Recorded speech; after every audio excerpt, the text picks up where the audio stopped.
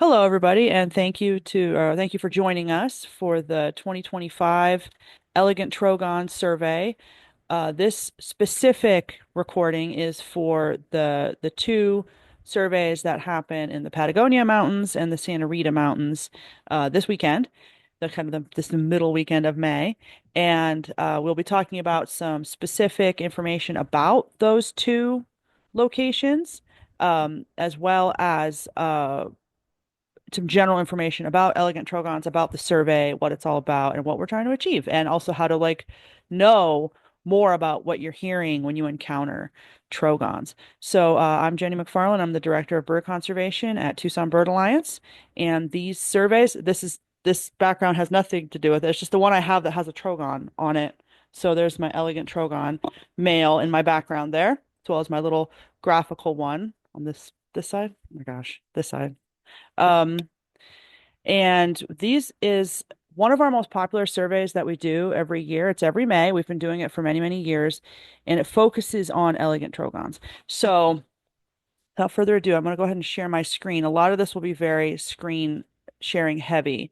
So, the elegant trogons are one of the most popular birds that we survey for every year. And these are the surveys are coordinated by myself here at Tucson Bird Alliance as, a project that we do here, but it's a flagship survey of the Important Bird Areas program. So this is a statewide program that's part of a larger international system that is designates the most important habitats for native birds and endeavors to sort of identify them and promote them and preserve them. So this is a flagship survey that we do here for the Arizona IBA program. And this is a statewide program, and it has many partners, including Arizona Game and Fish. And also, we co-run the program with Audubon Southwest. So myself and Tice Sapli at Audubon Southwest run it for the state. So that's why it's on a different website. That's why the information for this survey is not on the Tucson Bird Alliance website. We promote it there and talk about it there and maybe do blog posts and stuff about the results. But all the organizing for the survey happens on the Arizona Important Bird Areas website, and that is aziba.org. So that website, which I'm on right here, is our main hub for the survey. So, and this is true of all of our surveys that we do. So when you go to aziba.org, and you can see here at the top, I have a bunch of cool stuff on this website. We have profiles for each of the 48 IBAs in Arizona, lots of cool stuff. But it's the surveyor resources tab that you want to click. And that goes down to, you can kind of see the various surveys that we do statewide throughout the year. The ones we do regularly anyway are on here. But it's the Trogon one you want. So you scroll down and here's elegant Trogon surveys of Sky Islands in Southeast Arizona. That's what we're doing. There's 5 different surveys that we do. And once you click on the Trogon one, you land on this main page that is sort of the hub of this page right here has all the general information for the Elegant Trogon surveys. It has a little summary about why we do them and stuff. And then sign up dates and links to sign up. This is where people would find that. I also, when it's getting close to season, we'll put that on the home page too sometimes. But then I have this whole section of surveyor resources, which we'll talk about at the end. This is information about Trogons themselves, some really interesting kind of in-depth stuff, some specific calls that we're going to listen to, and then work to interpret what those Trogons are saying with different calls, with what they mean. And a really good page from Cornell on how to identify Trogons. That's very, very good. And I have the link here. We're going to show it on the video and go through the various information, but this is really quite good too. I also have a note about Trogons, the surveys themselves and what they entail. The fact that not every route is going to have Trogons, and it's very important sometimes when you do a route and you don't have a Trogon, that can actually be incredibly important information that is almost impossible for us to get otherwise. Like looking in the Patagonias, for instance, looking on eBird, there has not been a single Trogon sighting for all of spring this year in the Patagonias. That does not mean they are not there, but there has not been a single eBird sighting submitted. Now, some of that could be just birders not going in there because they get reported in Madera and people go there, or maybe they're not there for sure. So we us finding out for sure is incredibly important information. I also have a video. This has been in all the emails I've sent out and was also in any confirmation email of people who signed up. And this is just what to expect on a Trogon survey. Very important. If you've never done a survey with us doing the Trogon surveys, you need to make sure, if you haven't already, watch this video because it really talks about what's involved and what you're getting into with these surveys. And then down at the bottom of the page, I have these are sub pages. They don't look like it. I can't figure out how to make it look more like it. But if you click on these, this is a summary of results for each year going back to 2017. We have been doing, and after this survey is done, there will be a 2025 page. But I started putting them online in 2017, but we have been doing the survey for longer than that. We started doing them, oh my gosh, when exactly? 2013, I think, is the first year that I was actually running the surveys. And it was they were done by Rick Taylor even earlier than that, on and off, in the Chiricahuas and the Huachucas especially. So anyway, so this is where all this general info is. But I want to talk about the two surveys coming up this weekend first, and then we'll talk about sort of the general Trogon information. Okay, so what you're going to do is when you're on this main page for Elegant Trogons, and a lot of this information I've already like emailed out to everybody, but just if you'd rather dig through your email, this is a really good place where everything is. So the Patagonias we'll do first. And oh, I think I already had these open, didn't I? Because they take forever to load sometimes. Okay. So when you go to the Patagonias one, this is what it looks like. And it's got last year's meeting video embedded, which soon after we're done here will be this year's meeting embedded. But I do leave them there. So if people want information earlier than this week, it's there for them. But so I have here some general links. So rather than just like email you guys a bunch of forms and stuff, this is where everything is. So, and I do link to them in the emails I've sent. So we have a protocol and instructions that you can open and look at.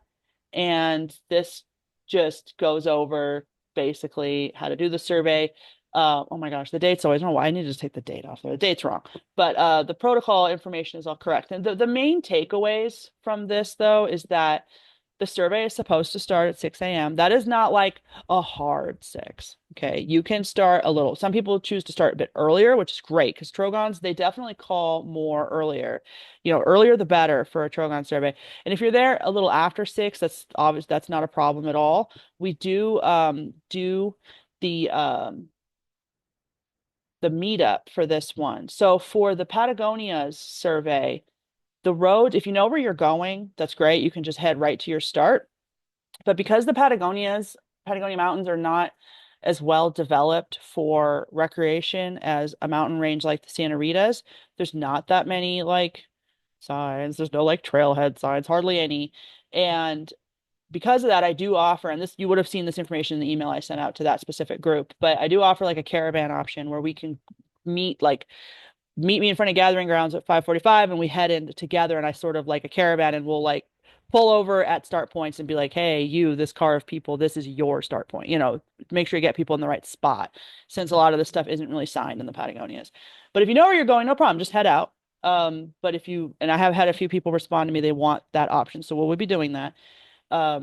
So because we're meeting at 5:45, there's no way we're going to be on our start at exactly 6, and that's fine. That is fine. It's ideal to be there at 6, but it's not a huge deal if you get there a little bit later. So I don't want people stressing or driving too fast or something to try to get there right at 6.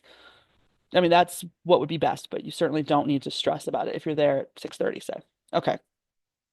So I have the protocol there that you can look over, and it does talk about a lot of everything that we're pretty much going to talk about is mentioned in this protocol, but this is a written out protocol.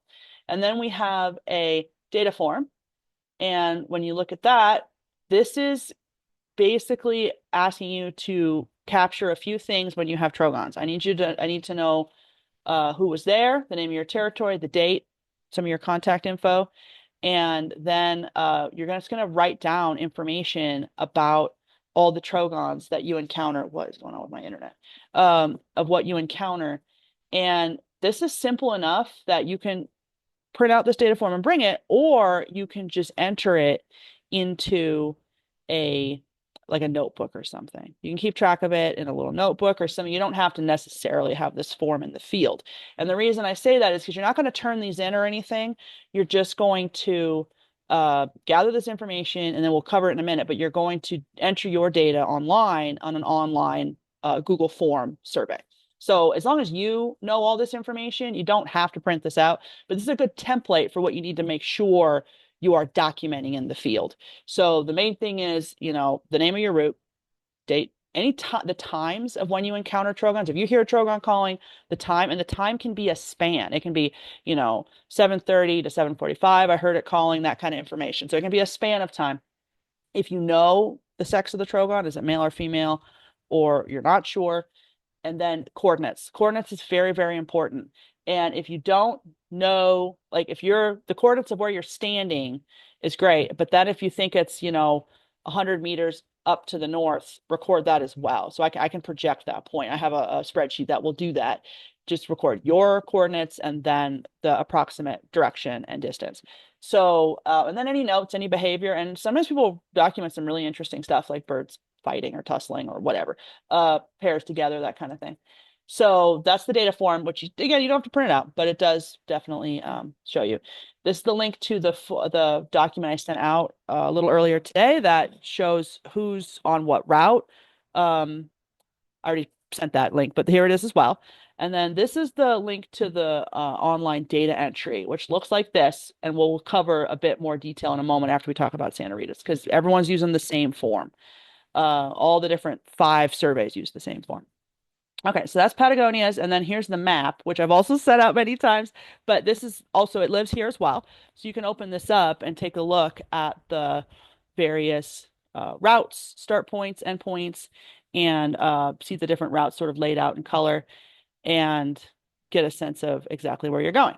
So the Patagonias are all what we would call a traveling count, where you are assigned an area and you spend, the hours of the morning moving through that area very carefully, listening and watching for trogons. The protocol talks about the fact, so these are the various routes. The protocol talks about how you can play elegant trogon calls, and that is totally fine, especially in the Patagonias. There's no restrictions in the Patagonias.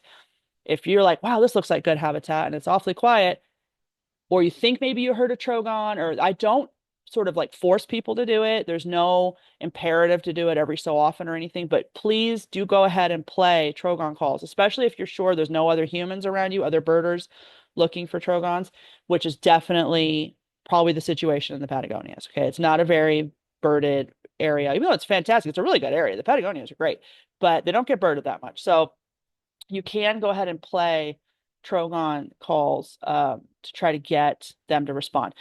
We are going to talk about some specific audio files I have posted on the website here when we talk about the general Trogon information. It doesn't have to be those, just any of the male sort of coink, coink, coink calls, which are on all the apps. It's on Merlin, it's on Sibley. That main audio file and those Bird ID apps on your phone work great for this. Okay, you can run through several of them, but sort of the main male call is a good one to try to get males to answer you. It is May. This is when they're the most likely to call back or even come closer to you in response to you playing a call. This is when they're sort of the most aggressive and like ready to mate and defend a territory. Okay, so that's Patagonia's stuff. For Santa Rita's, this is a bigger range. It's got more access, and so we have more teams on this one. We have more routes. Some years, we'll see how it goes this year. This is another sort of note for this year. It has been awfully dry. We did the Atascosa survey last weekend, and we had 1 trogon in the Atascosas. Now, we never have that many. I think the most we ever had in there was like 15, but we had 1 trogon, and it was in Sycamore Canyon, which is like the best sort of canyon in the Atascosa Highlands. And the habitat, I was shocked at how dry it looked. Very, very dry. Oaks look desperately brown.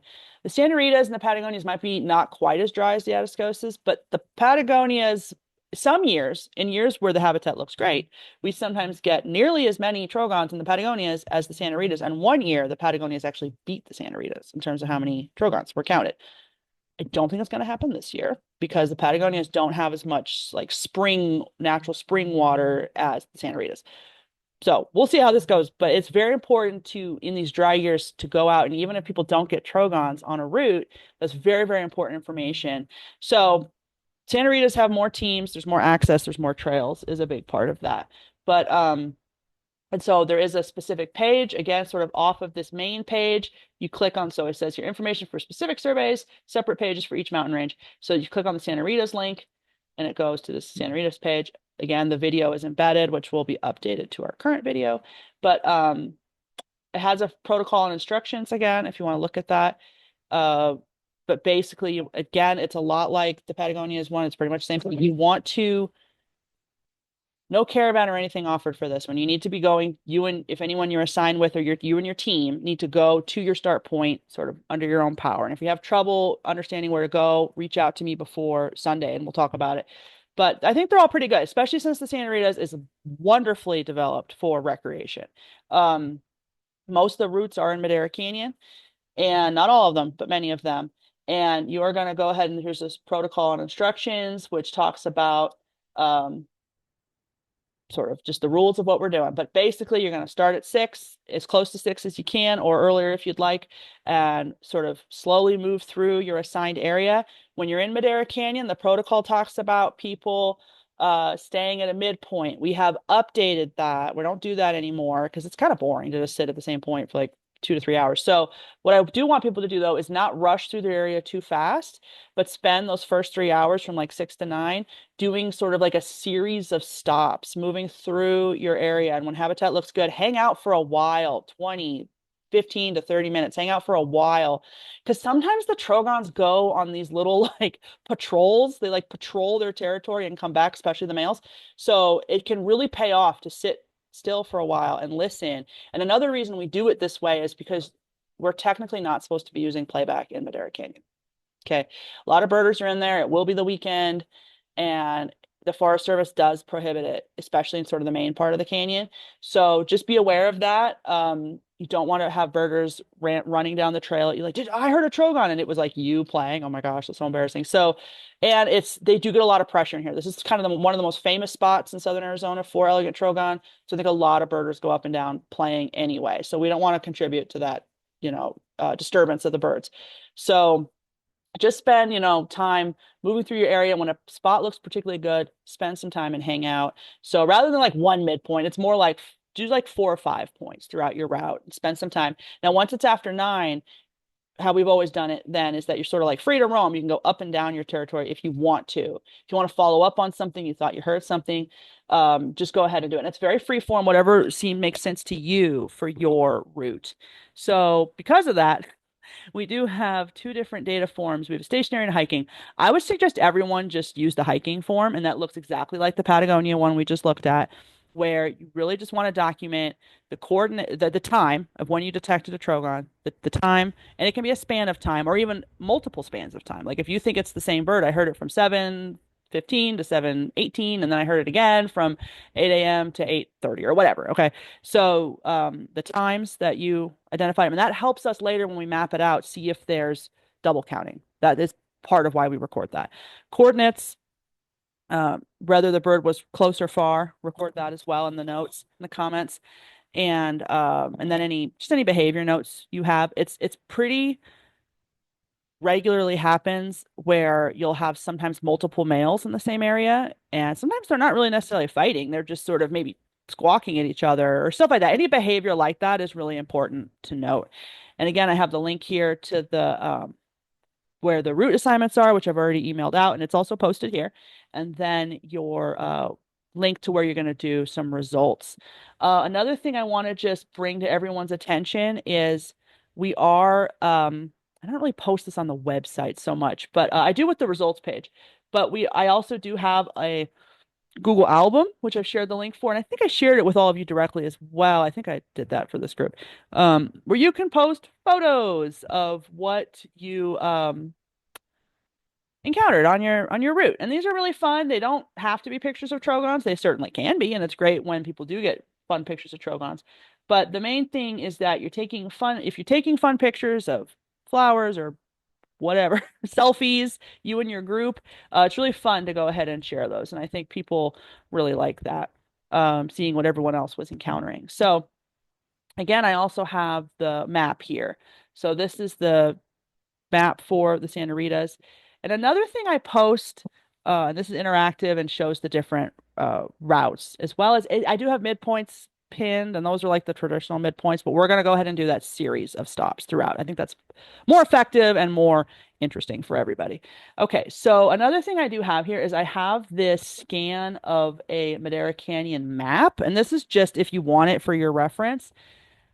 Madera Canyon is always a little confusing to me in map form because when you're going up canyon, you're actually heading south. Okay, Madera Canyon goes due south pretty much. And so this is Proctor Road here at the top, and then you're moving through the paved area, and some of the routes are on the paved area, which do get Trogons. We do get Trogons. Um, at a place like, Santa Rita Lodge, they've been reported this spring. It's one of the few places they've been reported in Madera Canyon already. And you don't have to stay on the paved road. There's like this trail that parallels the road. If you've been in Madera Canyon, you may know about this. There's a trail sort of off road. I would recommend doing that, or at least for part of the morning, doing the trail if you have one of these routes that's on the road. And then there's this parking area at the top, which is kind of furthest south the road goes, and then some of the routes go up trails from that area. So there's a route that goes, several routes that go up Super Trail, some that go up Carrie Nation Trail, which then sort of splits from Vault Mine Trail. Then you have Old Baldy coming down. So, and then I have a few teams that are doing routes like Cave Creek, Gardner Canyon, Agua Caliente Canyon, and those folks are equipped to do that, have requested these sort of out of Madera Canyon routes. And it's only Madera Canyon where playback is prohibited, just FYI. If you're doing one of those other sections, you can go ahead and do playback if you'd like. It's just Madera Canyon where there's a conflict there. Okay. I think I covered everything for the protocol. So, oh, and then end time. Another thing I want everyone to keep in mind is the protocol talks about ending at 11. You do not need to go all the way to 11, okay? If you think it's 10 a.m., I feel like I covered this section really well, or even if it's a little earlier and it's getting too hot or you're tired or you're dehydrated or whatever, please go ahead and just end the survey early. The most productive hours are the earliest hours. Anything before 9 sort of is the most productive time when Trogons are most likely to call. People certainly do encounter them after that. But I don't want people like just languishing out there until 11. Okay. So even though the protocol talks about 11, go ahead and end it early if you feel like you've done a good job, especially if it's after 9, and go ahead and start heading out, especially if your route took you really far in, on a trail or something. So another thing is if you are keeping eBird, um, go ahead and please do an eBird list if you're comfortable doing that. And then you're going to go ahead, and the protocol talks about this. I also put it in the email. You're going to go ahead and share that eBird list with anyone who's with you, but also make sure you share it with um, the username AZIBA. That's for Arizona Important Bird Areas. AZIBA survey, all one word. And that will then, everyone's eBird list will come to me. And that lets us do kind of a fun look at sort of the total species list the whole group got for the survey. So that's what you're going to do if you're doing eBird. If you're not doing eBird, that's totally fine. It's not required or anything, but a lot of people do it anyway, and it gives us a nice look into sort of how the mountain range is doing in general. Some species tend to show up some years and not others. It can be really interesting to look at in the long run. Okay, so I think that's everything for Patagonias and Santa Rita's. And I know you guys got a lot of emails about this. So I do like to do these meetings so we can sort of just talk about everything and it can help everyone make sure they absorb it. Okay, so there's the protocol. I'll close that. Close Madera Canyon thing. Okay, so let's talk about Trogons themselves now. So one of the things that's really fun about this survey is that you have a really good chance at seeing Trogons. It's certainly not guaranteed, especially a year like this where it does the habitat seems awfully dry.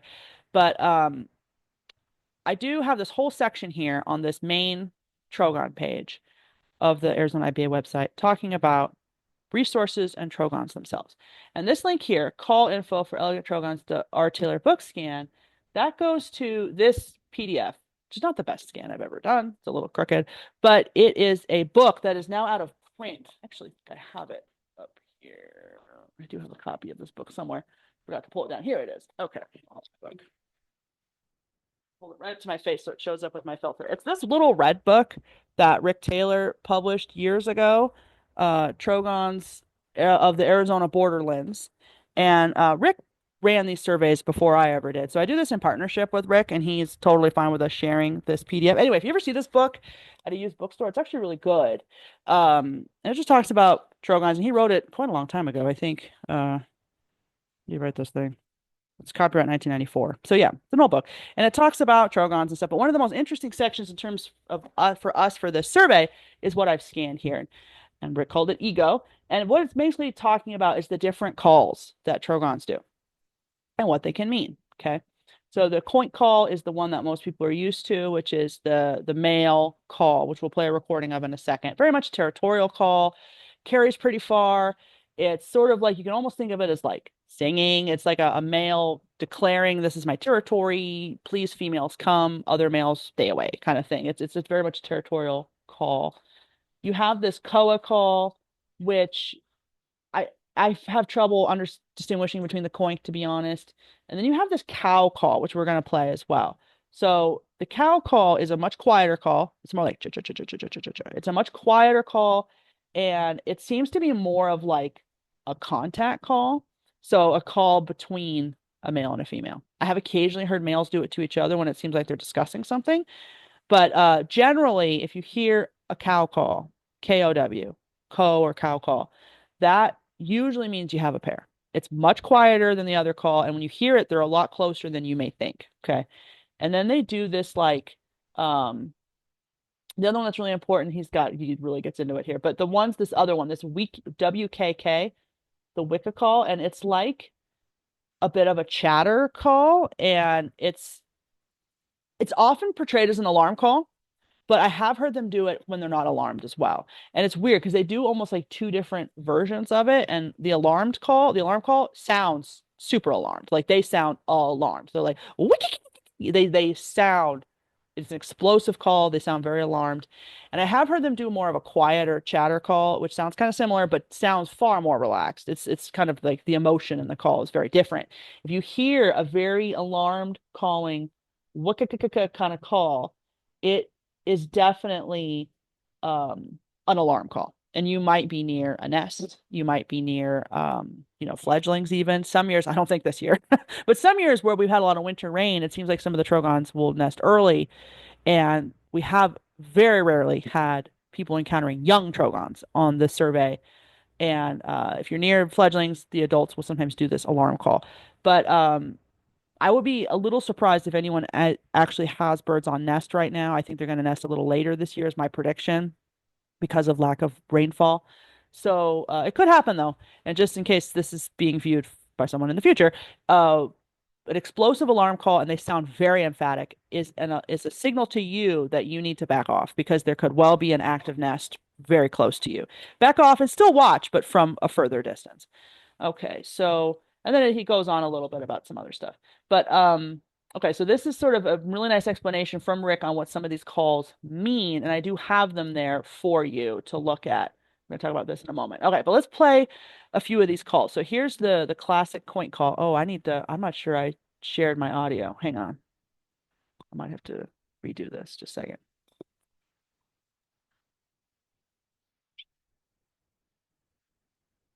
Okay, I'm gonna guess you're not hearing that. Let me redo this. Okay, share. It's very important. I have to make sure I click a little option that says share sound. Okay, here we go. All right, start this. So this is the male territorial call, the coink call.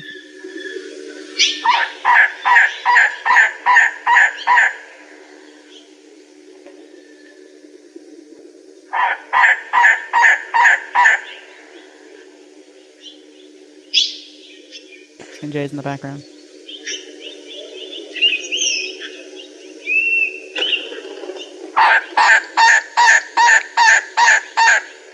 Okay, so it's not the most attractive sound.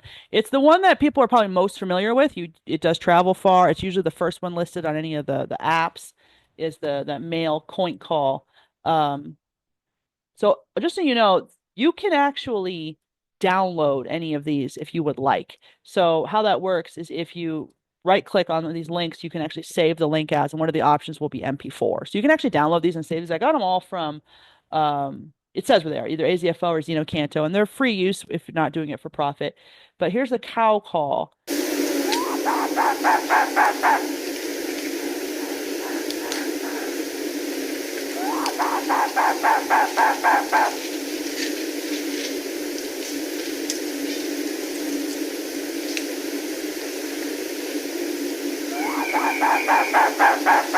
So it's much quieter. It is can be it's loud. I mean, if you're near the Trogon, you definitely hear it. But it's a much quieter call. It's more conversational almost. And this is the one that we talked about that's sort of usually between a male and a female. And if you hear this, it usually indicates a pair. Um, and I have heard females do this. I don't have a good recording of a female. I think it's they don't call very much. So I think it's hard to get a recording unless you're like, I mean, they don't call very often, but they do. And sort of counterintuitively, the female voice is much lower pitched than the males. So if you do hear a female call, if you hear one that sounds super baritone, you're like, oh my gosh, was that a trogon? That's probably a female. All right, so then here, and they don't call very often, but they do sometimes call. So here is the alarm call, the Ritas call. And I would call this an alarm call. This sounds quite alarmed to me. The emotion of what's going on there is pretty alarmed. Okay, and I do have one we're going to play that is sort of the non-alarm call. Okay, so those are the three main ones that you may encounter. But this, I have a link here to this Cornell page that I already have open, and it's very, very good. So this is the All About Birds page, and this is an excellent resource. I thought this was great. It covers a lot of what you need. Where here he is in all his glory, the male elegant trogon. He's big. He's Mexican J-sized about. I mean, it's a pretty large bird. They have a very particular posture that's really important to have in mind when you're looking for them. You think, wow, this bird's super brightly colored. I'll be able to see this thing. But they are quite good at hiding. They know that their belly is bright red, and they often will sort of turn the green back to you. Or they're also really good at sitting still. And one of the things that they point out here that's really quite good is that trogons perch upright with their long square tip tail pointing straight down. The way this bird's sitting here in the middle photo is pretty much the way I often encounter them, where they have feet that are kind of in the middle of their body, and it gives them this strange, really particular posture of sitting really upright with their tail sitting down. They do sometimes sit like this too, with the tail a little bit more on an angle, but it's always pointing down. They never sit like a wren with their tail like back or up or anything. They usually have it down. And they do this thing, just in my experience, I feel like trogons, when they fly, it's pretty darn quiet. I don't know how a bird that size is not making wing sound, but they don't. You'll sometimes see them kind of crashing through the branches, but they usually, for generally, I'd say they move pretty quietly for a bird this size. Like when jays fly in, you hear the wind in their wings, and I never hear that in a trogon. And they do have zygodactyl feet, meaning they have two forward and two back, like a parrot or like a roadrunner. And it also kind of gives them this distinctive way of sitting, where they really kind of cling with their belly pressed against the branch. This is the male here, and here is a female. It's very important to know what the female sound looks like. She looks same size and shape, sits the same sort of way, but kind of a different color appearance. She does have the same sort of black and white undertail. She does have pink on the lower belly, kind of a rosy pink, but her head is all brown. She has no really iridescent green on her. Her head's all brown. She's got the white chest stripe like he does. He's got a big, bold white chest stripe over red. She has a thinner sort of chest stripe over gray, and then a pink belly. And then she has this lovely teardrop mark coming down from her eye, if you get a good look at her face. This you'll see on eBird sometimes, or especially on a page like this, where they talk about coppery-tailed versus elegans, and these are two subspecies of the elegant trogon. It's the coppery-tailed that we have up here in Arizona. The elegans is much further south in Mexico. Male has a shiny green back, gray on the wings, and a lovely coppery back tail, which is what this subspecies is named for, is that coppery back tail. Then we got elegans back here. And then here is a juvenile. If we happen to encounter them, this is what they look like. He's got also the teardrop. Now he's getting a little bit of green on his back. So this is a young male, baby trogon. But little yellow bill, which they all have, but kind of like a little bit smaller on the juveniles, and they got these like speckles in the wings. Here is the back of a female coppery tail, which is our trogon, the one we get up here. And this is really important to note. She has a brown back versus his green back, and like green on the top of his head and stuff. She's pretty much brown everywhere he's green, but she does also have this coppery tail. They're really good at camouflaging these females. They're a little hard to see. That's why we do kind of lean on the quieter cha cha cha cha cha kind of call to know if you have a pair, because very rarely do people encounter females. They're out there. They are there.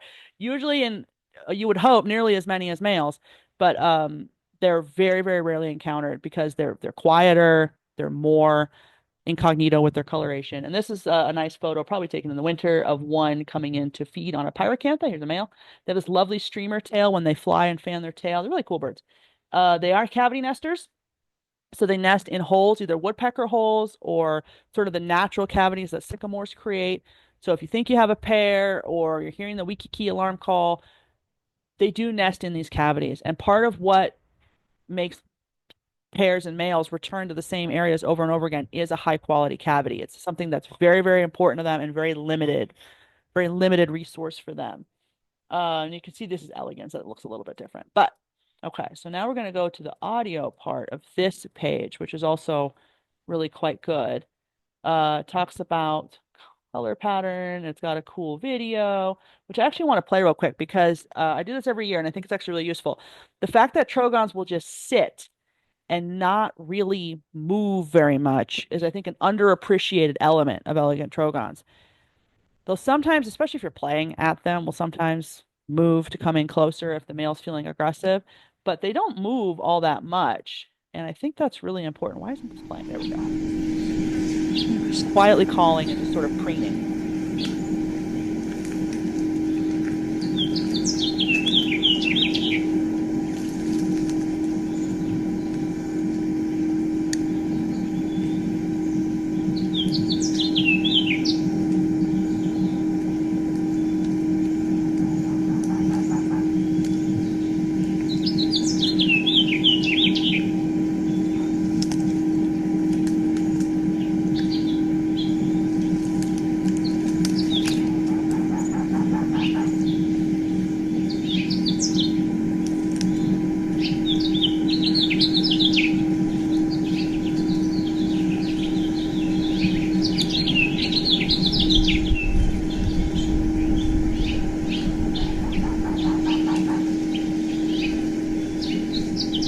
Okay, so you can go ahead and watch that whole thing if you want, but it just kind of keeps doing that. But you can see that they must be relatively close to that bird if they're filming it, and you can hear how quiet that call is. It's not that loud. The coink call, man, that thing can carry. That really can carry.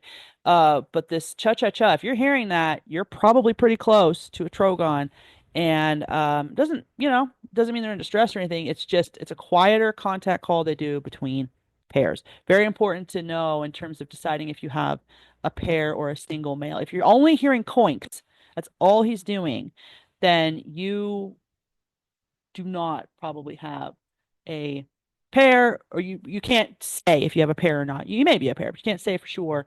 But this is also some really good calls here. And let's go through these real quick because I actually really liked these. Okay, so here's a song.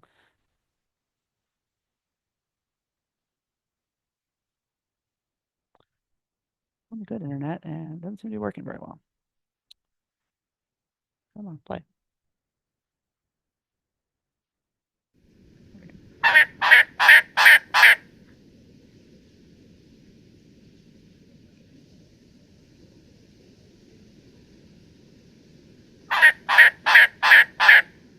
They always sound a little hoarse. Okay, Trogons to me, they always sound a little hoarse. And here's another one. This isn't all. I like this one because it's alternate, and a lot of the apps don't have this, but I do hear this a lot from Trogons. And it's just a territorial male call. Yeah, this kind of sounds halfway between that, what I'd call a contact call, the cha-cha-cha-cha-cha, and then a coin call. So you'd have to sort of decide how loud it sounds. But probably call it a territorial call. And then here's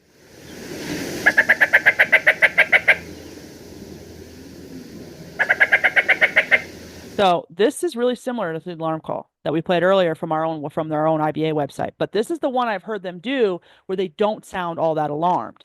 And I think it's just sort of another contact call. I don't know if it's a pair call, but I have heard them do this, and they're not necessarily alarmed. So let's listen to the rest of it. Now that at the end there, that does sound kind of alarmed. But this beginning part, this cha-cha-cha, I've heard them do that in the winter especially, and they don't really ever get to the alarm part. So just, that is another really good one to wrap your head around that you might hear out there. And their description is really quite good. Song is a hoarse series of down-slurred notes, sometimes increasing in loudness. And that's an underappreciated element too. They get louder as they go. The notes are repeated 5 to 10 times with a pause before the next set. The song of males is generally much greater than females. The females do call, but it's quieter and it's often a much deeper pitch. Okay. Uh, okay. I'm trying to think of anything else we wanted to cover about Trogons. I don't think so. Okay, so everything's on the Arizona IBA webpage. I'm going to go ahead and stop sharing my screen because I think there are some questions in the chat. All right, so this will be sort of our Q&A portion, and we can talk about what's going on here.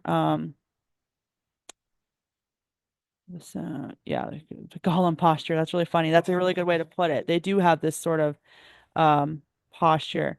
I was going to say I've only ever seen coppery-tailed. Yeah, so coppery-tailed is the one we have in northern Mexico and Arizona, and then you get the elegans, the other subspecies, which if you could see from the Cornell page here, did look a little bit different. The faces look a little bit different, kind of pointier. Does anybody have any questions? Go ahead and unmute and maybe do the little hand raise thing, and we will see if anyone has any questions about the surveys upcoming this weekend. Okay, none yet. Now, I do want to also just point out, oh, good question. GPS coordinates and UTM format. The data form does say UTM, and that's a little bit old-fashioned, but that is totally fine. I have sort of two preferred formats. Either is totally fine, whatever you prefer. UTM is fabulous. That's the metric one, if you're familiar with that. The one that's gotten more and more common in the more recent years is decimal degrees, and that is great as well. So either of those is fantastic. I do have a page where I can convert almost anything to anything, but decimal degrees or UTMs is preferred. So if you don't know what those mean, decimal degrees is the one that like Google Maps uses a lot, where most of the sites in Arizona are like 32 point something, comma, -110 point something. That is great. So decimal degrees is fabulous because the way I map it all later to then share with everyone who participated before we make it public uses decimal degrees. I use Google Maps to do that, Google My Maps. But I can also convert UTMs easily. So go ahead and do either. Totally fine. Okay. Now, another thing I do want to point out is if you are someone who signed up for the Santa Ritas and you're in Madera Canyon, and you would rather have a hiking route and you don't have a hiking route, I do have a hiking route up for grabs. So if you would like to switch to the hiking route, the first person to let me know will get it. And it is which one? I just had someone who told me they weren't coming and I forgot. So it's the Dutch John Trail. It's kind of a lower one, but it goes to a spring and it is possible to have Trogon. So if you'd rather switch to that one, just let me know. Okay, let's see here. Does anyone have any questions or anything? Okay. Certainly have been like communicating a lot about these surveys, so maybe I did get all the information out on those emails.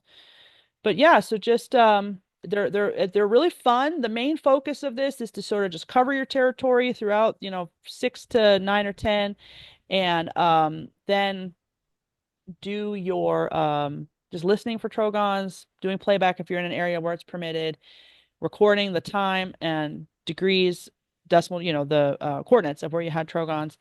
And then later I'm going to map it all out and share it back with everybody. And sometimes it does look like some were maybe double counted. And that's when I start making them kind of graying them out is how I handled that. So I don't delete it, but I gray it out, meaning it was sort of a double count. Sometimes trogons move quite far up and down canyons and will travel through multiple territories.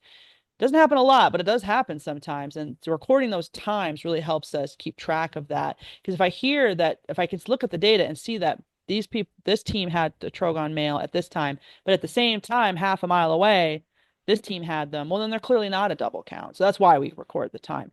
The question is, where is Dutch John Spring? So I'll show you. Do I still have my map open? Sorry, internet is being super weird up here. Santa Rita. So I'm just going to open a new map. So just let me share my screen again. Dutch John Spring route leaves from you leave from the Bog Spring campground. It's a trail that heads out of the Bog Spring campground. So from the parking lot. You go to the end of that campground here. I don't know if you guys can see my map. It's lagging a little bit, sorry. But it's kind of on the northern end of the canyon. It's kind of lower canyon, but from the campground there is a trail that leaves out that then heads towards the spring. And it's a fair walk. I think it's at least a mile to get out to the spring. But it's really good habitat and most years we have had them out there. I am very unsure on what's going to happen this year. I feel very, very uncertain with all the drought. But we did have good monsoon rain last year, so I don't really know what to expect. And you do sometimes get these spring sources in the Santa Ritas that can make it, not as impacted by drought in some of these areas. So because of that, I just don't know. But there could well be a Trogon at the spring. In the past, people have had them. So that's the one that's up for grabs if anybody wants a bit of a hike. One note Um, on Dutch Spring is that it's marked at a site that's dry. There's a sign that says Dutch Spring, and that's a dry spring. And then if you move up, it's wet. So and so go a little further, go go past a the little sign. further Okay, up the slope. Yeah, that's it's very good information. Okay. yeah, Yeah, because I know in the past I have had teams right at the sign have Trogon right there, but I don't know yeah, what's going to happen this year. And I don't know yeah. if it's dry every year, but okay, that's good to know. If you go a little further, if a team's up for it, go a little further, they might hit You'll water. see it. You'll see it coming Okay. through the little draw there. I have a Thank you, Gary. question. You Yeah. mentioned downloading the Google Map to the mappings. I couldn't figure out how to do that. I mean, Google is mysterious to me in the On first your place. phone. Yeah, Yeah, so it's a Benza. little weird.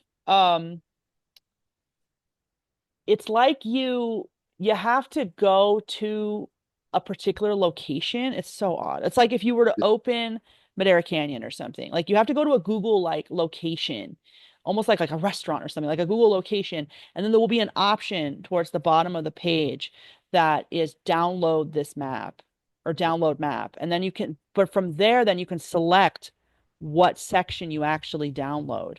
I don't know Yeah. why. It's the only way I've figured out to download an offline map for Google Maps. So you So it can't can be like a download trailhead or something like that, but you go to the bottom and there's an option there to, download offline map. because it doesn't go to the workspace. So the Well, Google. right. Yeah, it doesn't work very well to download my little lines here, but it Yeah. does download sort of the topography map or like the background map, which Yeah. can be helpful. Yeah. So that's Okay. why So I made the Avenza option.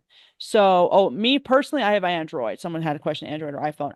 Um, if you have a question about iPhone specifically, now we have a write-up on this that I think I have linked to on the Elegant Trogon page, or maybe it's on the specific pages. But yes, right here, I have an information on how to use Google My Maps on your phone in the field.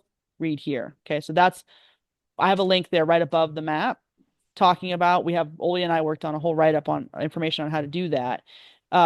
More and more, the phones work better in the field than they used to. They're adding more and more antennas, and it's more rare to have dead zones, but you do get them in parts of Madera Canyon, that's for sure. There's parts of Madera where you don't really get a signal. But I do have a whole thing I sent, I think it's in the email. I sent out about Avenza.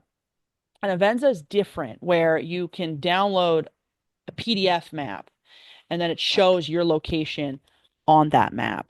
I didn't have the Avenza up. Where is my Avenza info? notwithstanding all that, I use Gaia GPS, and Gaia, yeah, that's great. That's a great option. that seems to work almost everywhere. Yes, Because Gaia is an excellent one. And Avenza is the same idea where, though Gaia is much slicker, much smoother, much more user friendly.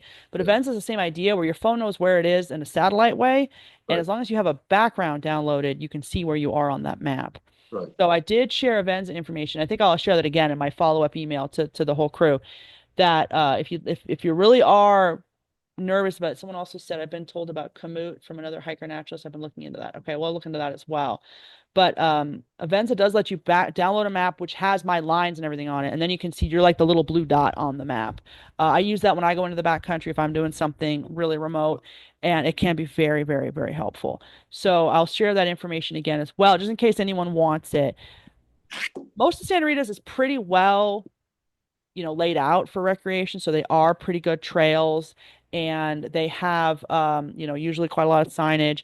Patagonia's a little bit less so, but yeah, I do have an Avenza map. So I will send that out to everybody. And that is something you have to have it before you go out. You have to download the app and then download my PDF image onto your phone. But then once you're out in the field, you have a background and you can see where you are. And it also helps you see the coordinates of where your location is as well for like your data form. So make sure everyone has a app that will let you record data form. So Gaia is a good one. I use one called GPS. I can't remember what it's called, but that's free. I like this one called GPS Status, which we talk about in this link here. This one on how to use like GPS in the field. I believe it talks about that. If not, I'll find the right one and send it. I think it does, though. I think it does talk about it here. Yeah, doing offload maps, alternate method, Avenza. Right, this is where I have it. Okay, so I talk about Avenza in here and how it works can work really well for um, yes. Yeah. So someone has a comment here about Chiricahwa's next few weekends is totally necessary. Yes. And I do have an Avenza map now for Chiricahwa's because it can work very well when you are out in the backcountry because it sort of shows a download of where you are and then you can see where your location is on that map. So I will reiterate this in the follow-up email I send out. And yeah, who's I can't see who's saying this. Who's ever come on, comment. Let me see who it is. But yes, that's exactly right. There are parts where you get, oh, thank you, Asher. There's parts where you get no service in parts of Madera Canyon and especially in parts of like South Fork. And yeah, definitely having a downloaded topo map will really help you know one where to start because my lines are on there as well, and then also where the heck you are. Very, very helpful. And then it also shows your coordinates of your current location, which is really helpful too for doing your survey. Okay, great. Let's stop sharing screen. Was I not sharing screen? Okay. All right. Any other questions? Okay, great. Oh, I did it. I kept it under an hour. Yes. I don't always. So thank you all so much for joining and for watching. If you're watching this on YouTube on the video, thank you so much for helping with the survey this weekend. It's really important. And now we've been doing it over 10 years now. The one run by us, by Tucson Bird Alliance, Tucson Audubon Society. I've been coordinating this survey since 2013, and we really sort of got our act together by 2015 for sure. So it's been like a solid 10 years of doing this survey. And because of that, I have been able to start doing some analysis over time. And I did a blog post about it. I can't remember if it was a year ago or 2 years ago, but I have started looking at like how monsoon rainfall affects the following year of trogons. And it seems to have a huge correlation. So couldn't do Mhm. that without your help. So this is a huge effort. It's the largest survey we do every year. Usually over like 100 individual people help over the 5 different surveys. It's a lot. It's a lot of effort that goes into it from so many people, and we get a tremendous amount of data from it. And I really appreciate all of your help. And if you don't get trogons on the survey, the results map will hopefully help you know where they are if you want to go get them a little later in the spring or this summer. So um, it always is a bummer if you're on the route without trogons, but it's very, very important information. And everyone on all the routes that I've assigned A for lot. this particular survey have had trogons in past surveys. So everyone has a chance at getting them, but we just don't know till we're out there on who's going to get them. So thank you so much for helping with the 2025 Patagonia Mountains or Santa Rita Mountains survey. I'm gonna go ahead and stop recording.